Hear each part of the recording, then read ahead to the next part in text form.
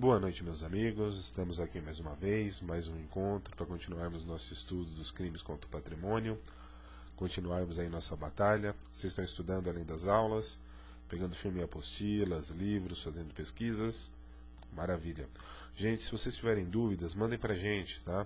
Pode mandar para mim ou aqui pelo blog, tá? Pelo concursos e concursos para todos.blogspot.com.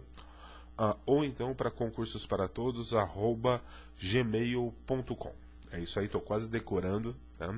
Eu pretendo fazer aí no fim da nossa exposição, depois que a gente correr todos os editais, fazer umas aulas só com dúvidas do pessoal. Já tenho recebido alguma coisa, mas vamos mandando, gente. Ficou com dúvida, manda pra gente, a gente vai trabalhar aí, vamos juntos estudando rumo à aprovação. Tá, hoje a gente vai trabalhar com o artigo 171. Artigo 171, que no Brasil já virou sinônimo de crime. É o famoso, bom e velho estelionato. Tá? Como sempre, a gente vai tentar não se alongar muito, para não fazer como na última aula, na aula de apropriação indébita, que a gente acabou comendo quase 30 minutos. Tá? Mas vamos tentar fazer isso o mais rápido possível. Só deixa eu fazer um parênteses, fazendo novamente aquele pedido, reiterar para vocês. Deem uma força para mim aí com o blog. Cliquem, por gentileza, se possível, nos anúncios dos nossos parceiros que estão distribuídos aqui pelo blog. Isso dá uma força pra gente, ajuda a gente a continuar mantendo as aulas aí todos os dias, tá bom? Então vamos lá. Na sua tela, o artigo 171. Vamos ver o que diz. Na tela, 171. Obter para si ou para outrem vantagem ilícita em prejuízo alheio, induzindo ou mantendo alguém em erro, mediante artifício, ardil ou qualquer outro meio fraudulento. Induzir ou manter alguém em erro. Usar de ardil, meios fraudulentos. Então, o nada mais o artigo 171, ele nada mais traz para a gente do que induzir alguém a erro. Tá? O que é essa figura específica? Tá? Você vai utilizar, o criminoso se utiliza de um ardil, de um estratagema. Tá? O estelionatário, ele trabalha com o quê? Com a boa-fé, com a ilusão da pessoa lesada. Tá? Ele trabalha com o fato de ter a confiança e moldar como bem entender a confiança dessa pessoa. Tá? A partir desse momento, ele induz essa pessoa a um erro, tá? Ou mantém essa pessoa a um erro. Então, na questão específica do estelionato, diferencia do que a gente viu até agora. Por quê? Porque a pessoa não está tendo tomada de si o bem, não está sendo tomado de si, extorquido de si, de alguma forma retirado contra a sua vontade. Não, a pessoa está sendo enganada, ela está sendo lesada, levada a crer em algo que não existe, e de boa vontade está cedendo o objeto do ilícito. Tá bom? Vamos continuar lá, vamos dar mais uma olhadinha. A pena, reclusão de 1 a 5 anos e multa. O que diz o parágrafo 1º? Se o criminoso é primário e é de pequeno valor, o juiz pode aplicar a pena conforme o disposto no artigo 155, parágrafo 2º. Aqui a gente tem esse artigo, tá? O parágrafo 2º do artigo 155. Se o criminoso é primário e é de pequeno valor a coisa furtada, o juiz pode substituir a pena de reclusão pela de detenção, diminuí-la a 2/3 ou aplicar somente a pena de multa. Tá? Isso é no caso aí de valor pequeno e do estelionatário ser primário. Esse é um ato de discricionariedade do juiz. Ele vai julgar conforme o seu entender. Ele que vai decidir se aquilo é um pequeno valor ou não e vai verificar se a ficha do estelionatário era limpa até então. Tá? Sendo, ele pode aplicar essa redução de pena conforme o parágrafo 2º do artigo 155.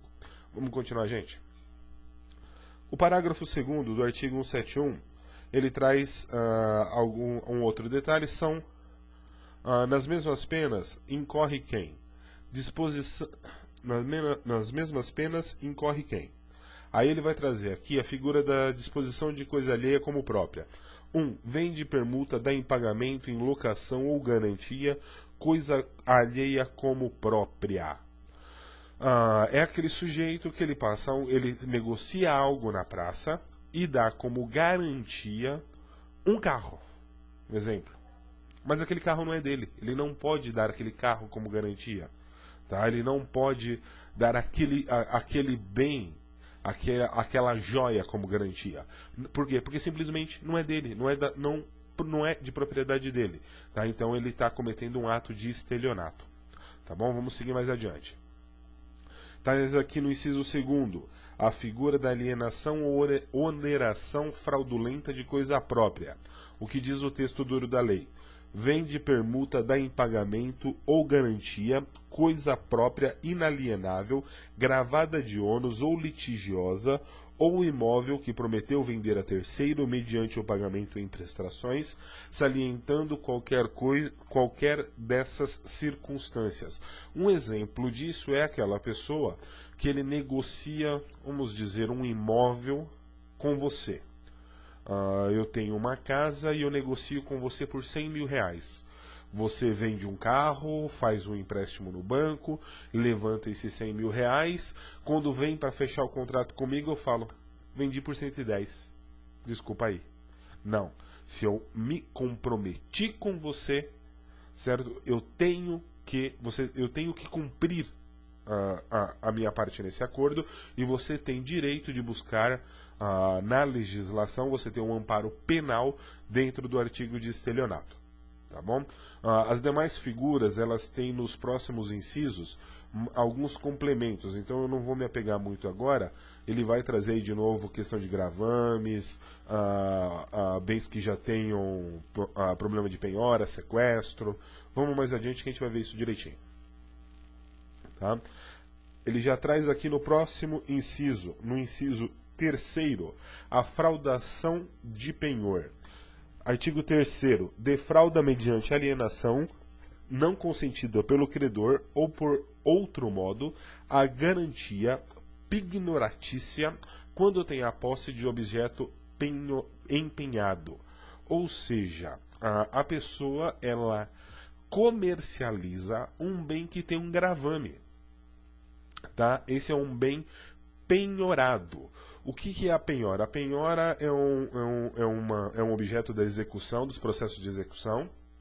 É quando o juiz expede que seja penhorado determinado bem para que com o valor obtido com a penhora daquele bem em asta pública ou por adjudicação, certo? Uma pessoa a quem aquele proprietário deve, tá? Um exequente, seja ressarcido de um prejuízo. Ou seja, esse bem, a partir do momento que ele foi penhorado, ele pode até ser resgatado por essa pessoa, mas ele não pode mais ser comercializado. Para ser comercializado por quem teve um bem penhorado, ele vai ter de ser resgatado por essa pessoa antes. Tá? Ele não pode, se ele vende um bem penhorado, você compra de boa fé um bem que foi penhorado, é estelionato. Na figura anterior, como eu disse para vocês, ele traz o termo gravames. Tá? O que é isso? Um bem ele pode estar, antes de ser penhorado, ele pode ter sido sequestrado, ele pode ter sido sequestrado. Existe uma série de outros institutos dentro desse processo de execução, tá? que chegam a isso, a figura da penhora. Tá bom? A alienação ela faz parte da penhora, mas antes disso ele pode ter sido, por exemplo, sequestrado. Tá? Vamos continuar. Fraude na entrega de coisa. Esse é o inciso 4, defrauda a substância, qualidade ou quantidade de coisa que deve entregar a alguém.